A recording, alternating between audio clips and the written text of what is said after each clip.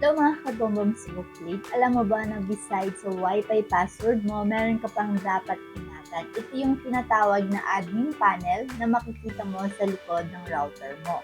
So ipapakita ko sa inyo kung paano makapasok at magkaroon ng control sa ating internet. Pwede tayo mag-block at makita yung logs history ng mga nakakonect.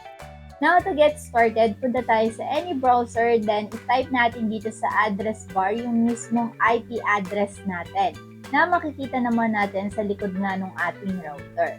So, input lang natin siya dito and ipapakita ko din sa inyo kung gaano ba kadelikado kapag hindi natin napalitan yung ating default username and password.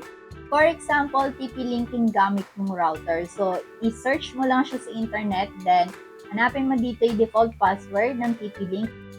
O di ba ang dali lang i-search at magkakaroon na ng access sa admin panel mo yung ibang tao. So maaaring magdulot ito ng mga seguridad na risk. Hindi ko na isa-isahin, basahin nyo na lang. So let's go back. Dito ilalagin natin yung ating default admin, username, saka yung default password natin. Once na ma-input na natin, tap natin yung login and dito sa may homepage, makikita natin kung sino-sino yung mga device na naka-connected dito sa ating internet. So, tap lang natin dito yung Wi-Fi devices. But let's proceed na sa pag-change ng default username and password. Just tap Advanced. And dito, punta tayo dito sa my System Management. Now, input nyo lang dito yung old password or yung pinaka-default password lang. Then dito, mag-create na kayo ng inyong password. Tapos, confirm nyo lang dito. Ito yung mga guide kung paano nga ba mag-create ng password dito. And by the way, habang nagsusulat pa ako, kung interesado din kayo kung paano ba mag-block dito nang nakakonect sa wifi nyo at hindi nyo siya gustong nakakonect, iba-block nyo siya. Okay?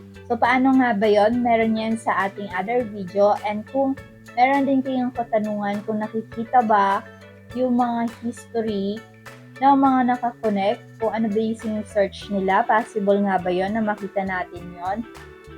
Masasagot yan sa another video natin. Kung interesado kayo sa mga nabanggit ko, ilalagay ko na lang yung link niyan sa ating description box, okay? So, once makapag-create na kayo ng password, tap na natin i-apply. And makikita natin dito, password change successfully. Please use the new password to login. Tap natin yung OK. And magla-login ulit tayo dito. Gamit na nga yung ating bagong password. Alright, so hanggang dito na lang video natin for today. And kung meron pa kayo mga katanungan regarding sa ating internet, i-hashtag nyo lang yan sa ating comment section. #internet. Stay blessed everyone. Bye!